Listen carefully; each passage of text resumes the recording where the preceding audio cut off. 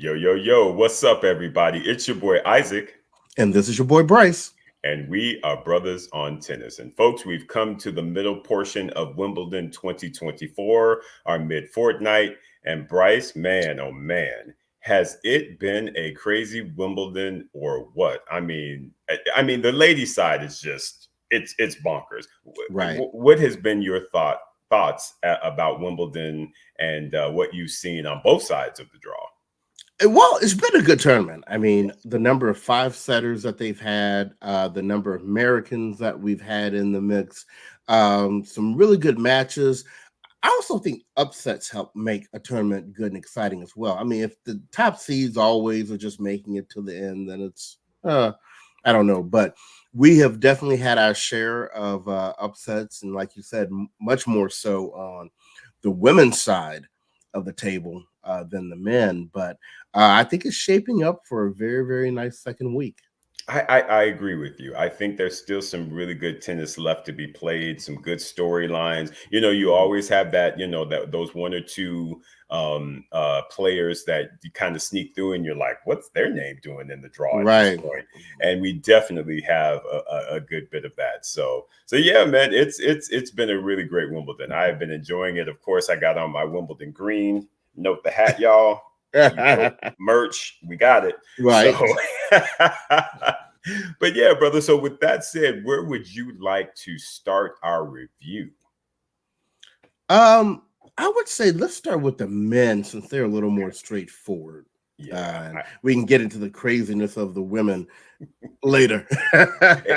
exactly. Because I mean, and even when the men's side, there's a lot to talk about on the men's side. I mean, you've got, even though, his results, he ended up losing today. But how about our boy Giovanni Pesci Pericard? Yeah. Man, Bryce, please give me your thoughts on that young man from France. Well, I find it interesting that they're now saying that he is France's um, biggest hope. Yeah, Which I don't know if that feels like a slap in the face to Arthur Fils or not, right. who's been out here just doing things himself, and just lost today himself too. I mean, Exactly. but I understand how easy it is to get intoxicated with, you know, uh Pericard's, size and the serve and the aces and all of that. And I didn't know that they have played doubles together in juniors Exactly. and had success. So maybe, I'm kind of calling this the Monfils Songa 2.0. We never really got a chance to see them play doubles, but maybe they'll play some doubles on the tour. But he won a title, Pericard that we're talking about here. He won a title already, coming in, making it to the round of 16. For Wimbledon is an amazing result. I'm just looking forward to see what he does for the rest of the year. I completely agree with everything that you stated, bro. Hoping that they play together. I just think that those two will be a dynamic duo. I think that they Mhm. will help to elevate each other, which is Yeah. really going to be good for the game. And so I'm really excited for the future of both of those two. Yeah, Right. yeah. So and I jump into the Americans. Give me your thought about Ben Shelton and his run of five setters across Wimbledon up until unfortunately he got taken out by Yannick Sinner. Yeah. He had a good tournament as well. I mean, one of the many things I should say that we like about Ben Shelton is that he's not one dimensional, that he does have weapons, that he can get in and he can battle and fight, and he just, if things are not going well, he doesn't just go away. He is passionate. I mean, he has all the makings of what you want in terms of an exciting American player for us to follow. I just think, he still needs a little more time in the oven. I think Mhm. the seasoning is right, but we just haven't cooked long enough. So I still feel he will probably end up as the top American. Maybe not this year because Tommy Paul is locking that down, and Taylor Fritz is trying to say, "Don't get too far away from me."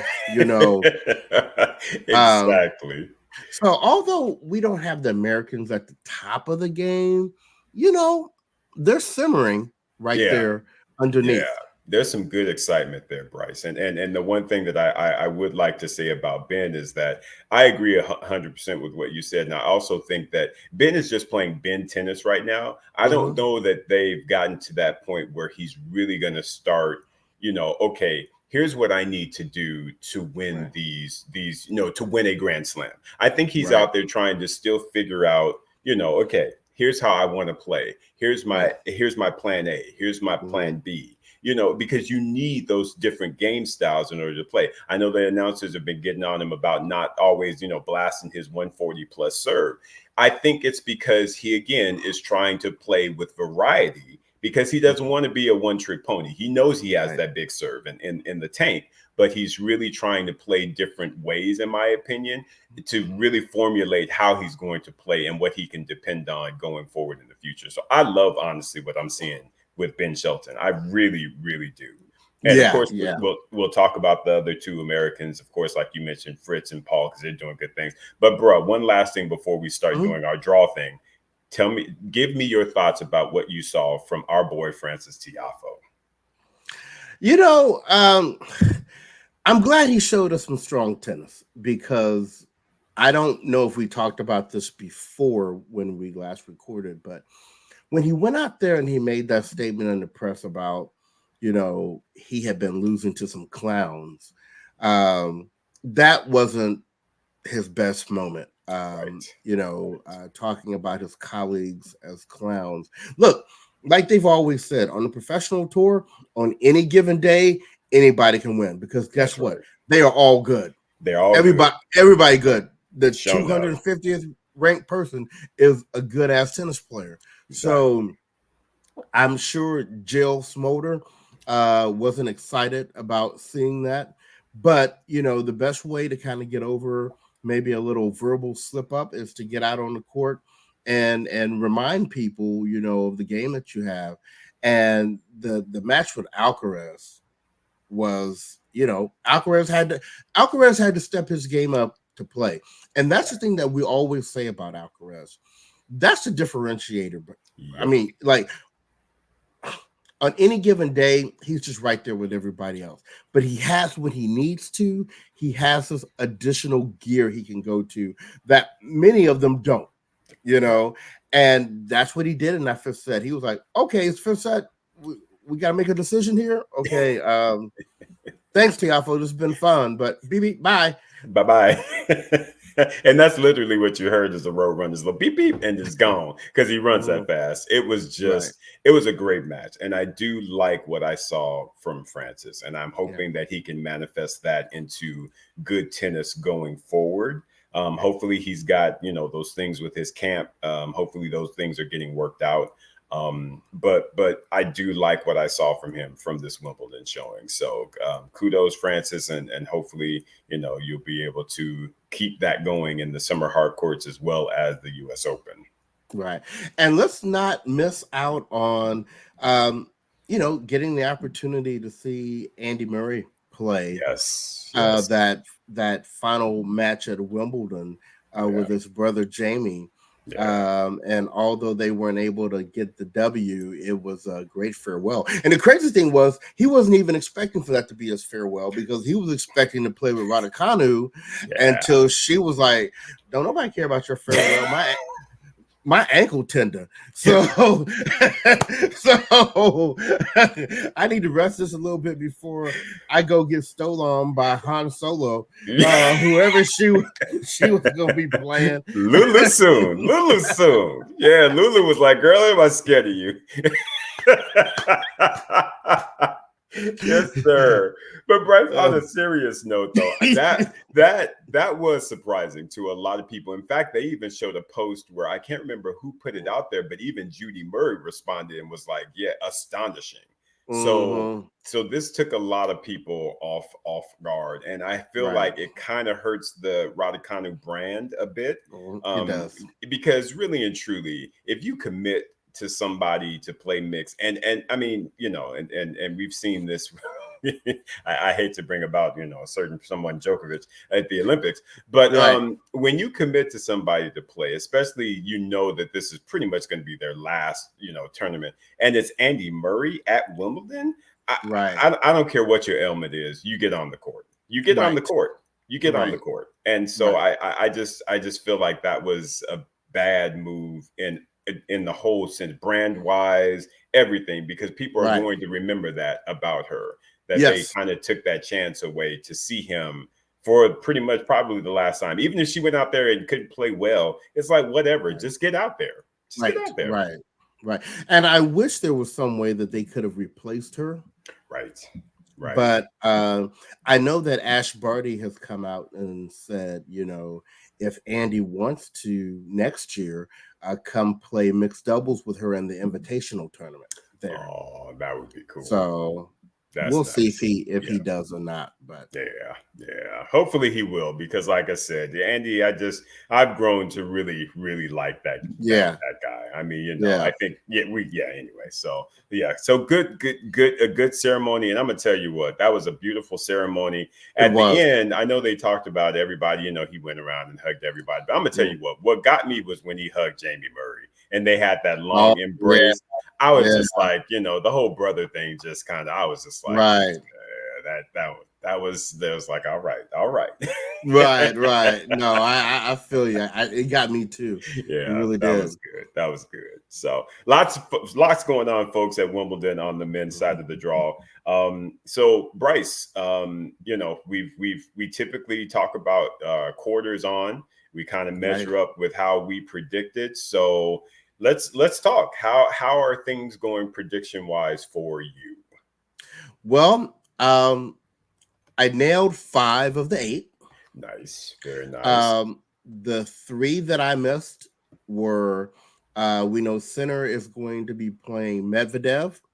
I Yes. had him playing Dimitrov. I thought Dimitrov on grass was going to take out Medvedev, but you can never predict injuries. Correct. Never can predict So it. Yeah. yeah, so once he was done and Medvedev was like, shoot, I'm going to run you for a while. He Yeah. was like, I'm not going to even try to stay out here for this. Yeah, no, I mean, exactly. And it's so early in the match. I could see, like, if it were, in the case well, yeah, we'll talk about this on the ladies' side, but with Madison Mm. Keys, when you're deep in the third and you only have a couple of points where you're about to, then you try. But I mean, Right. they were like literally like, wasn't it 3-all or 4-3 or something in the Yeah, it was first set? early. It was Yeah, first. early. So you can't jeopardize your health Right. on that. So he did the right thing. But Right. yeah, so I'm with you. I also had Grigor as well. But go ahead, brother. Sorry. Well, and then I got the next 2. I got Mhm. Alcaraz versus Paul. Yep. I completely missed on the next one because I had Tsitsipas meeting Zverev. Hmm. And of course it's Musetti against Taylor Fritz. Right. And then I got the last one, which is Demonior against Djokovic. That's right. You did call that one right. Yeah. So Mhm. I flubbed that one because I thought Hubie was going to make it through, but Arthur Feast was like, no. And there again, talking about injury, even though Arthur Injury, Feast yeah. was owning up on Hubie, and I felt like he was going to win that match regardless of if Hubie got hurt or not. But he did get hurt in very, very late, last couple points, in fact, of that match. So Right. but kudos to Arthur Feast for getting through there. And I think my other one was bad. I had Korda versus Zverev. And so I got both of them wrong. So I think you had better predictions than myself, my man. Well, did we both get 5 out of 8? Or Let me see. Actually, did I get 5? or I got maybe you 1, 2, 3. I got 4. got 4. Okay. The Yeah. Demonior one was the one we had different. Correct. Okay. You got it. But so Yeah. let's talk about it. I mean, Yes. we're now in the quarterfinals of the men. The way this is shaping up is, let's take the first one, Sinner versus Medvedev. Yeah.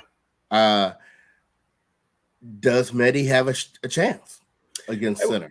I think Medvedev always has a chance because he's Mhm, clever. He's clever. He's a smart tennis player. And so I always feel like with him, you can never count him out. He's somebody mhm, that likes to problem solve and what have you. Again, his worst surface. Well, they say clay is his worst surface, but again, grass is kind of again not his best. So it's going to be tough for him. I mhm, feel like he needs to play a more aggressive game, kind of like what he did at the Australian Open, but I don't know that he'll really try that and or do that. mhm. So I do feel like Sinner's going to come through, and you know the fact that even though they're head to head 6-5, Sinner's won the last five. So Mhm. so momentum is definitely on the side of the number one player. So I picked Sinner to get through there, and I'm Mhm. definitely going to stick with him. What about you, bro? Same thing. I'm gonna stick with center. Although I will say, and we've said this a lot about Medvedev, even with him having lost the last five, that's more data for him. And Correct. so I think he always takes away something, you know, why he lost that particular match. So it wouldn't surprise me if Medvedev won, Mhm. but I'm not putting my money on that because Sinner is looking like he is just ripping the felt off the ball right Yes, he now. is. Yeah, he's hitting a good ball, just a real clean, good ball, and he's moving well on the grass. He looks good. He looks Okay, good. Yeah. so we're both in agreement on Sinner to the semis, Yes. and then all in the quarter beneath him we have Alcaraz versus Tommy Paul, Yes. and maybe people will look at that and be like, "Oh, Alcaraz, you know, he should easily make it through that." But Tommy Paul has caused Alcaraz some real issues in the past. Now, I will, which in my opinion will make this a good match, Yeah. but I think, in my opinion, again, what we'll see is Alcaraz, when needed, will go to that next level Right. that he needs to get through that match. I 100% agree with you. And as much as I love, because these are my two favorites, I'm going to be honest with Mm, you. These are my literally two favorite players on tour right now from a men's perspective. It's mhm, Alcaraz and Tommy Paul. I love both of those guys. So to me, this is definitely a kind of a toss up from an emotional standpoint for me. But technically, like you said, I just feel like Alcaraz has that extra gear that he can mhm. always go to. And Tommy, as athletic as he is he's going to have to bring a lot of variety. He's going to have to Right. really try to keep Alcaraz off his toes. Mhm. And if he can do that, he definitely has a chance because you don't go head to head 2-2 with somebody and not feel like you have a chance. He's got a Right. chance to win this. He really does. He just has to hope that Alcaraz has an off day and doesn't Right. really effectively get to that gear that we know that he has and can get to that other players just simply cannot. Right. Right. Um, yeah, I totally agree with you. So we are in agreement for the semis up top, Yes. Sinner and Alcaraz. Yes. Let's go to the bottom. So, Yeah. what's your thoughts, Isaac, on? I mean, we have Musetti versus Fritz, and I just didn't see that happening. I did not either. I mean, I had I think in my prediction, I actually had Zverev versus Fritz, but I had Zverev coming through. Hmm. I mean, Taylor is playing some good tennis of late. I Yeah. mean, he's playing a lot, and I think it's kind of like they say, winning breeds confidence. Winning breeds Right. more winning, and I think that is going to do him very well. I like his chances in that Musetti match. I really, really do. Right. Musetti's been playing a lot of tennis as well, which is Hmm. odd though that he's having such great success on grass because he's Right. typically a clay court player. Hmm. But apparently he has figured out something on this grass and Hmm. he's doing the thing. But I do feel like Taylor goes into that matchup with the advantage. So for me, I will be picking Taylor Fritz to get through to the semis in that one. What about you, bro? Totally agree with you.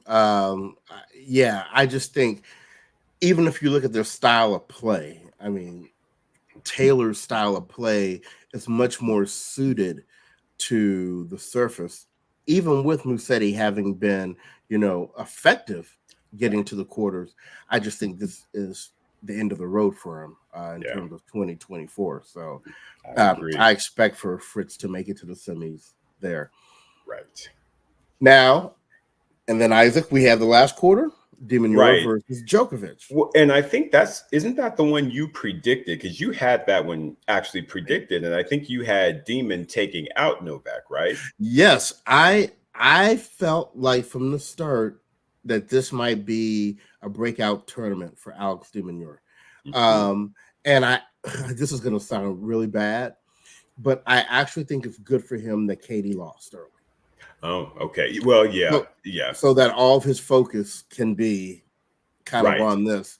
on that. Yeah. Um, Djokovic, I will say until today, this match against Runa, which I thought was going to be much more competitive than it was, Right. I was thinking, Demior is still looking good for the upset to me with Djokovic. The way Djokovic looked today, Demior can win, but I think Alex is going to have to be on his A+ game, and Djokovic is going to have to be a little off. Um, because I called it, I'm going to stick with it. But I wouldn't be mad at anybody for picking Djokovic for coming through on that one. Yeah, yeah, and since I didn't actually go that route, I think for this one, like you said, and it's because of what you said, he handled Runa pretty like. I mean, he handled up on him, which I was like thinking that was going to be that match where it's okay, he'll get taken to a fourth, Right. maybe a fifth. It's going to be really competitive. I Yep. felt like he was going to come through it regardless, but still, I did feel like it was going to be more competitive, and the fact that it wasn't has me leaning a bit towards Djokovic because, like you said, I feel Mhm. like Alex is going to have to play the perfect match in order to Right. win it, and Right.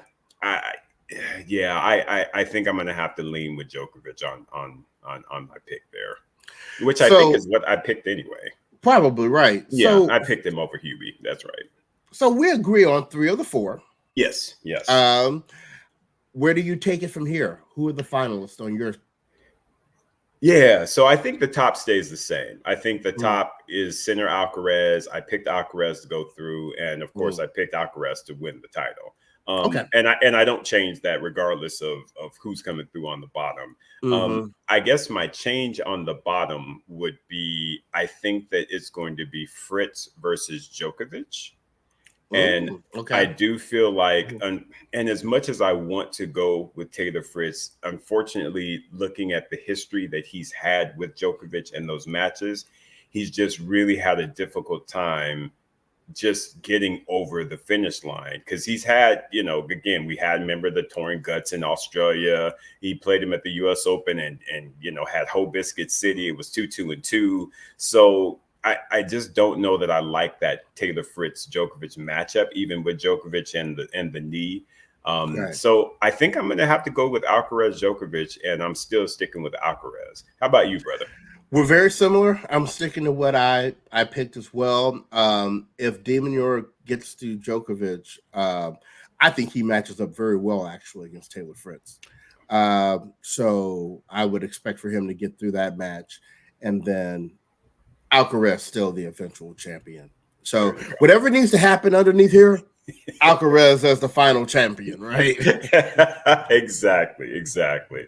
No, like I said, I think he's looking really good. He's looking really confident. Again, he's got Mhm. that gear that he can always find and go to. So yeah. I think Alcaraz is going to be lifting a second Wimbledon championship. All right. Well, that was the more straightforward draw that we had. So take a break here for just a second, and when we come back, we will dive into these ladies' draws. All right, and we are back, and it's time Right. to talk about the craziness that we call the WTA at Wimbledon. It's been crazy. It started out crazy, Bryce. I mean, the fact that Big Sab had to pull out that hurt my heart. That really Right. hurt my heart. And she, she tried. She got out there. She got on the Mhm. practice courts, but she was just like, y'all, I just can't do it. And I was like, Right. oh, because I just feel like her in any draw is always just excitement. Right.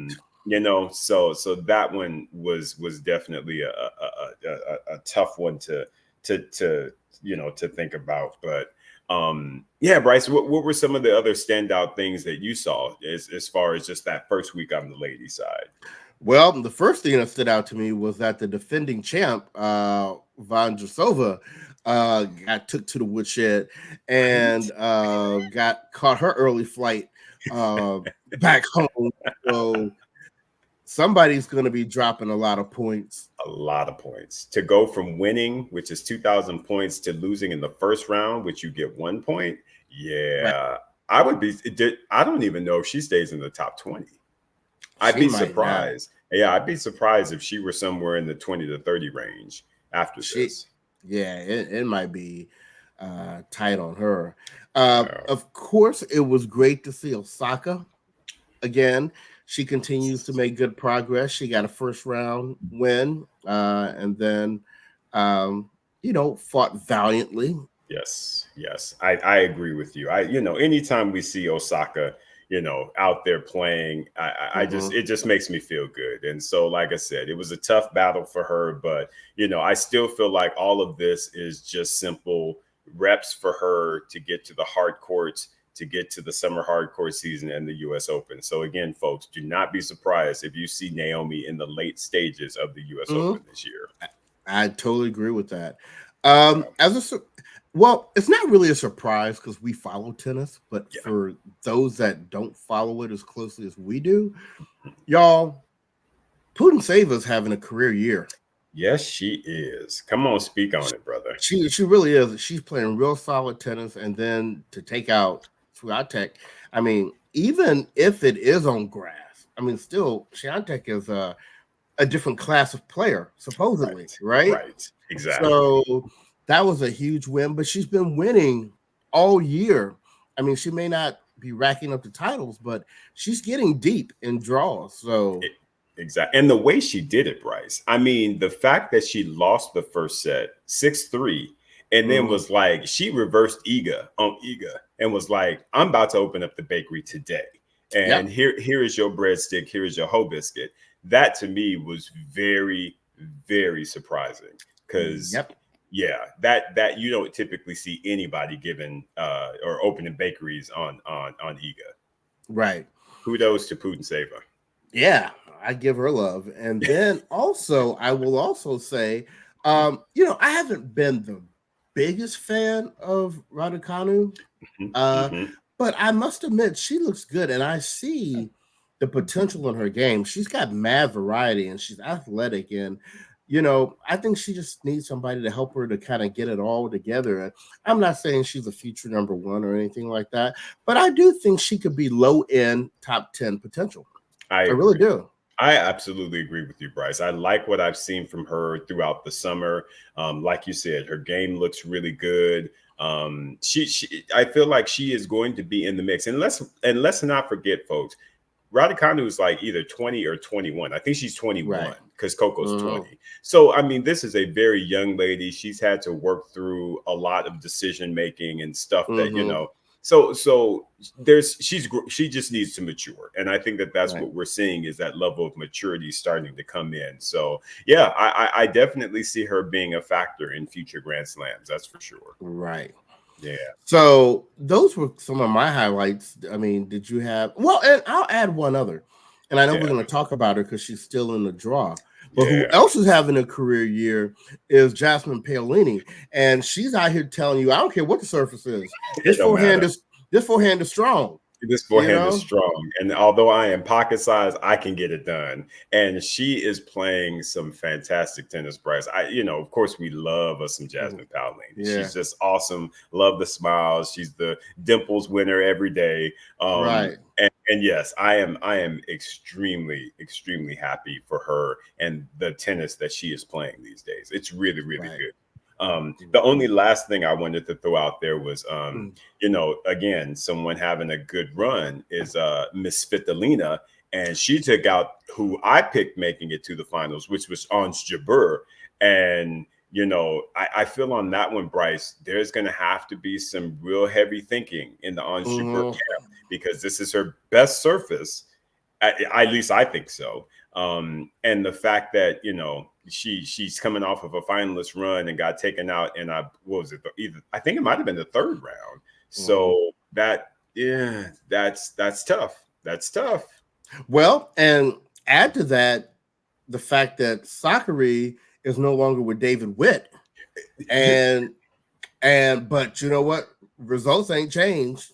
She takes the early L. It's not a coaching thing. Let us be clear. With Sakari, it's not a coaching thing. And I'm glad you brought that up, because I wanted to point, because I had that question for you, because I didn't know if it was actually confirmed. I just knew that when they panned to her box, I was like, where's Coach Witt? And when I didn't see him, I was just like, uh-oh. I was like, I don't know what that means, but I don't think that is a good decision for her. Because David Witt he to me is one of those, top level coaches, like, who we've talked to, Greg Boynton and all the others. He to me is there. He's in that mix. So if you let someone like that go, where do you go from there? Right. And it kind of speaks volumes. Well, I shouldn't say speaks volumes, but it does speak about the player. And I'll leave that there. So, well, and since we're talking coaches, let's go ahead and put it out there. There's a lot of chatter right now about Coco and Brad Gilbert. Yeah. As much as I hope there's not that much chatter because again, I do feel like Brad is the right coach for Coco right now. I think this was one of those things, and of course we're gonna, we need to just talk about this in depth because it's Coco. It's hell. It was it was both of our picks, unfortunately. I don't think, Bryce, that it's. I feel like, simply put, I feel like Emma Navarro, came out there and just played good tennis. She had a strategy. It was very close. Brad even mentioned it. There was literally only like 5 points difference in the match. It was just the key points that Emma Navarro was winning. And that's because, again, when you look at some of the forehand to forehand rallies, for whatever reason, Coco wanted to stay in those rallies. Brad Gilbert was trying to tell her, get to the backhand. She was like, still staying with the forehand. And to be honest, it wasn't that she was doing bad in those battles. I didn't feel. I felt like she was actually hitting a really good forehand. But I think Coco was being a little stubborn, which I don't mind that, because I do think she needs to think on the court and do her own thing. But at the same time, then she's looking at the box saying, give me suggestions, and it's like, but she wasn't necessarily following what he was saying, because they even panned to him, showing him backhand to backhand. He was trying to get that, and she wasn't really going into that pattern. So I hope there's not a lot of chatter, to be honest with you, Bryce, because I really do feel like Brad Gilbert is the right coach for her, because Coco is very athletic. And I think the whole winning ugly strategy is the right mindset that she needs to have going forward. But please, let me pass it to you. What are your thoughts on what you saw and the chatter that you're hearing? Well, how I have been describing that match is Coco panicked. She panicked. I think Coco thought she was going to go into that match. This is her girl, Emma. Yeah, you got a nice game, but girl, sit down. And Emma was like, you know what? I was out buying new purses last night, and I thought, why not? And I'm telling you what, Emma looked so cool, calm, and collected during that match. Like she was unbothered by anything Coco Gauff did. And I tell you what, I forgot who said it, who said they saw her game like a couple years ago and they weren't impressed.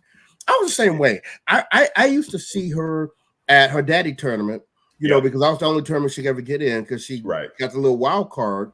And then I remember about a year ago, I kept seeing this Navarro racking up wins. And I think I even asked you, I said, is that the same Emma Navarro that we see every year at the Charleston tournament that her daddy let her in? Yep.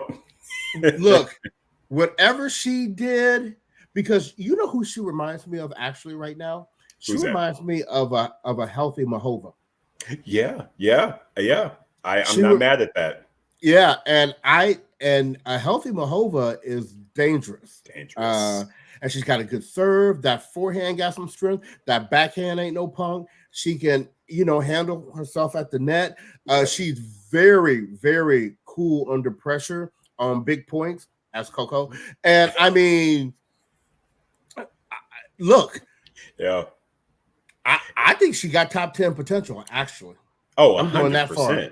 100%. I absolutely agree with you. I think that every time she comes on the court, she's showing you more and more nuances to her game.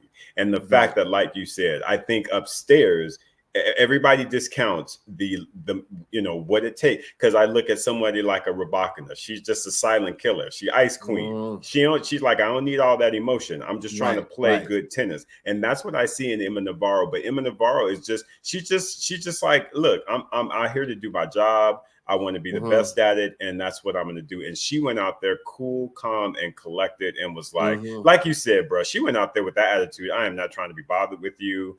I have as good of a game, if not better than you, and I'm going to show you that today. And it ain't going to be no fanfare. When she won, she just did one of them numbers and walked right onto the net, gave Coco a hug, and was like, sis, bye. I mean, I really am very, very impressed with what. Yeah. And I will tell you something else that Emma does, and we've talked about this, Isaac, a gazillion times. I actually got a little scared for Coco before the match. Oh, for sure. When they started talking about they have been practice partners and they hit together, we have seen this so many times. Yeah. That always, I shouldn't say always, because nothing is always, but many times that benefits the lower ranked player. Exactly. And I think there was nothing that Coco was throwing at her that she wasn't used to seeing.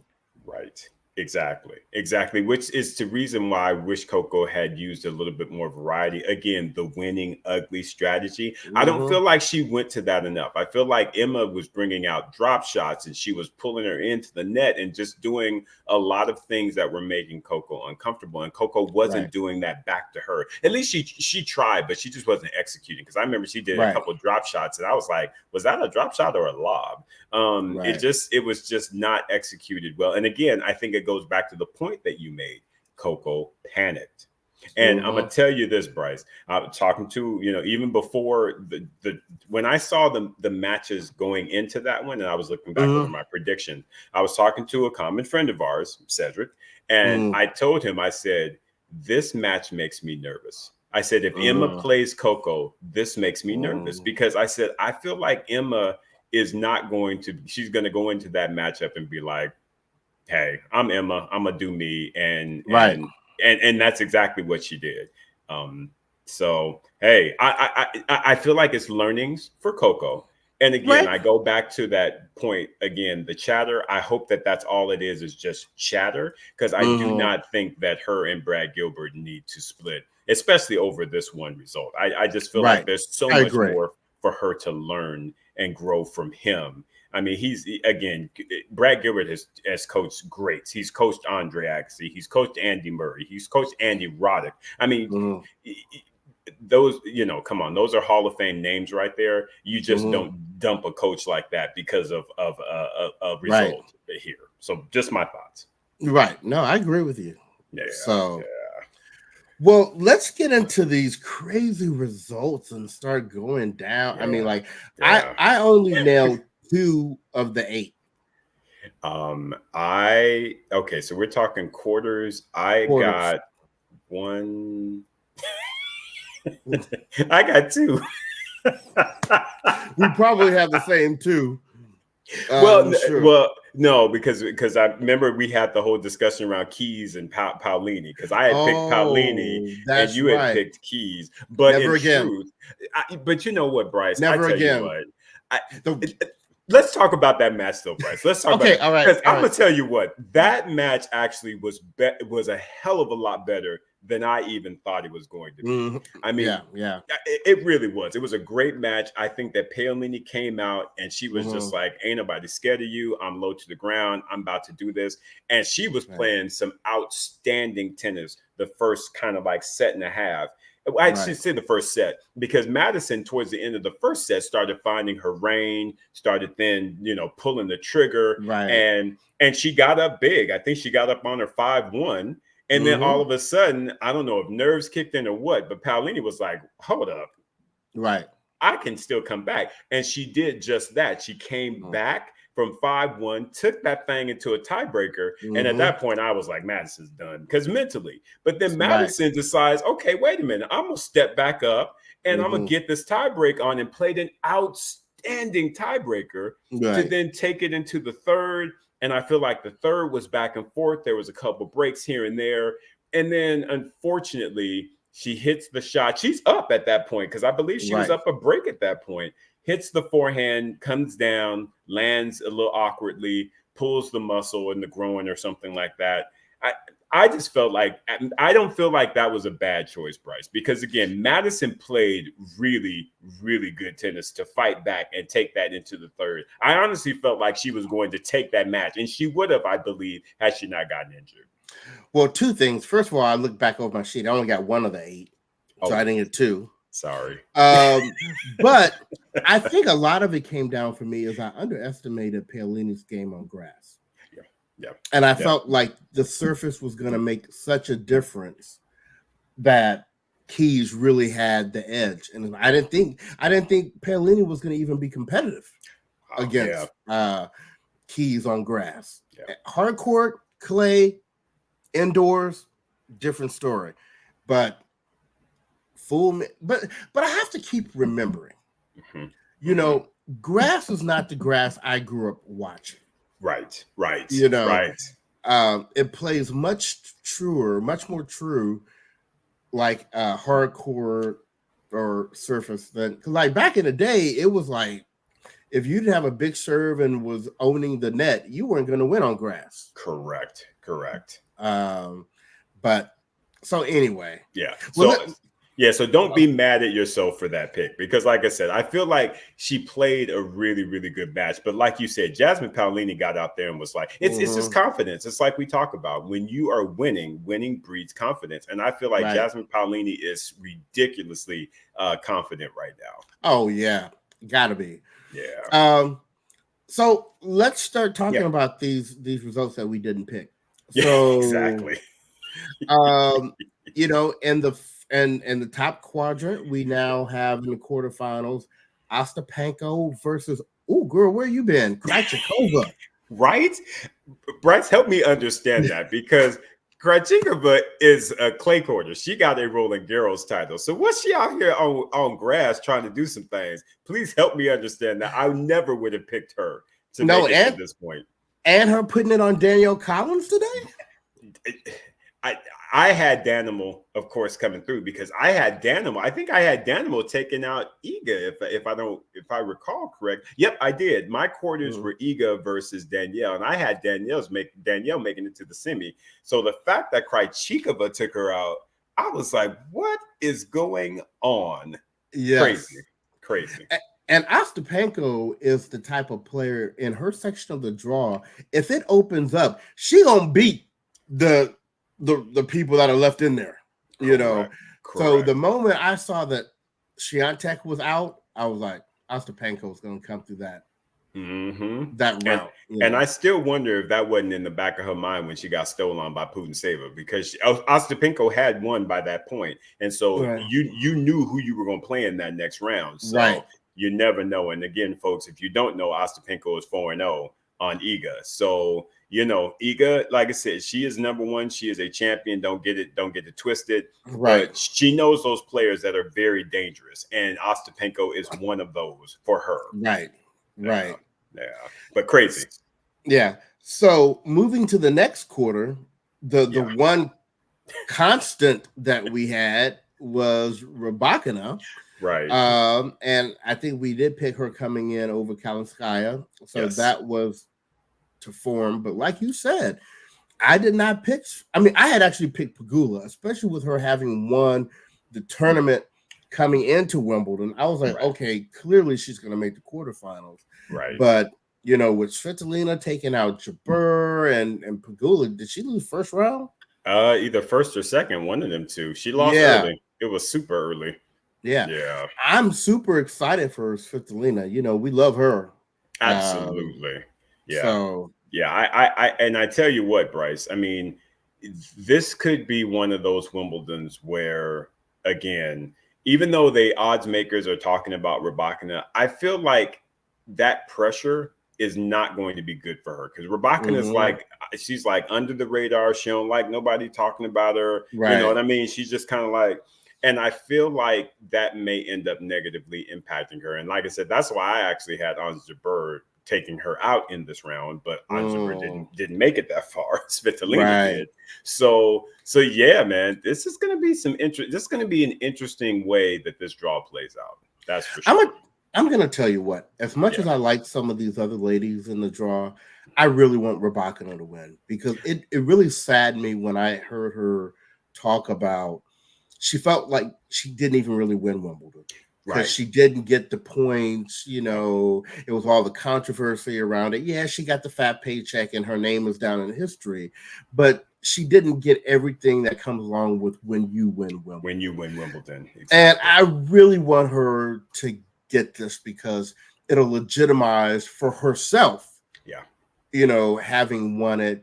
And of course, if you got two, even if you want to say, oh, the one kind of has an asterisk by it, second one don't. Second one don't. Show doesn't. Yeah. I 100% agree with you. You know, Rybakina, again, we were on her tip early, even before the pandemic. She's been one of our girls for a long time. I too am like you. She's the one that I want to see lifting that title. And I believe if she can keep her nerve, she should. Because she's got, to me, the best game of all the ladies that are left in the draw. She's got the best game to really just to take the title. It's, can she handle the nerves, because she is the overwhelming favorite at this point. Right. Oh, overwhelming favorite. Yeah. Because that's a great lead in to, let's talk about who's in the bottom half. That bottom half, Bryce. Oh my goodness. Who had this on their bingo card? I just really want someone to tell me. Well, I can at least say I did pick Paolini, so that was one. But them other three, first of all, I have actually never heard, or before this tournament, I had never heard of Lulu Sun. I had never heard of her. I mean, she's apparently from New Zealand, which is awesome, you know. But yeah, I never heard. The name didn't even strike anything to me. Well, and let's keep it 100. I mean, she's from New Zealand now, as of like 6 months ago. She signed the paperwork, but she was basically raised in Switzerland. Right. And you know, I think her mom is like originally from China or Korea or one of those. Yeah. But the thing is, watching her play, I mean, where you been? Look, let me tell you what. When you say ain't nothing to it, put your back into it. That is the definition of her game. She come up out of both shoes when she hit that ball. And yes, she does. Oh my God, Raducanu was like, "Who you?" Right, where you come from? She was putting her back into it. Yes, she was. She was hitting winners left and right, and she's a lefty too. She was like, "I'm going out here fearless, y'all. I'm about to just swing and see what happens." And magic happened. Right. So, yes. So you've got her versus really a longtime favorite, Donna Vekic. You know, once again, where you been? right. It's like, where you been? Come on, where you been? Go ahead, Pam Shriver. You know, right? I mean, kudos to Pam and her coaching and getting Donna to this point. Again, we know Donna's got that flat game. She's a big hitter of the ball. So it doesn't surprise me that she's at this point. Honestly, what surprises me is that she hadn't had these results before. That's what really is surprising. But hey, she's here now. And I tell you what, that's going to be a very interesting matchup, because both of them they can hit the ball. So it's really going to be who can hit the ball, who can take the first punch, basically. Right. Yeah. And then this last quarter, Paolini and Navarro. Yeah. I mean, again, we talked earlier about the matchup with Coco and Navarro. Emma is playing some outstanding tennis right now. Right. And her confidence has to be out the roof, having taken out Coco, her fellow countrywoman. Right. But at the same time, Paolini is like, yo, I've been doing big things around here as well. So I just made it to the French Open finals. You know, I won a Masters 1000 or a tier one, 1000 event. Ain't nobody scared of you.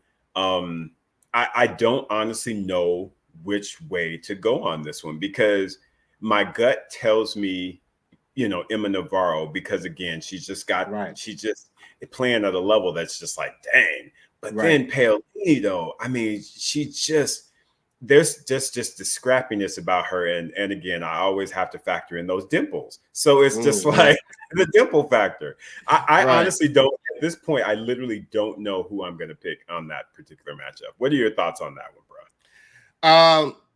I'm going with Paolini. Okay. Just because I still think she's on the high. Like, okay, so Navarro's on a high from, having beaten Coco. Paolini's on a high from being in the French Open final, Roland Garros final. I mean, she's top 10.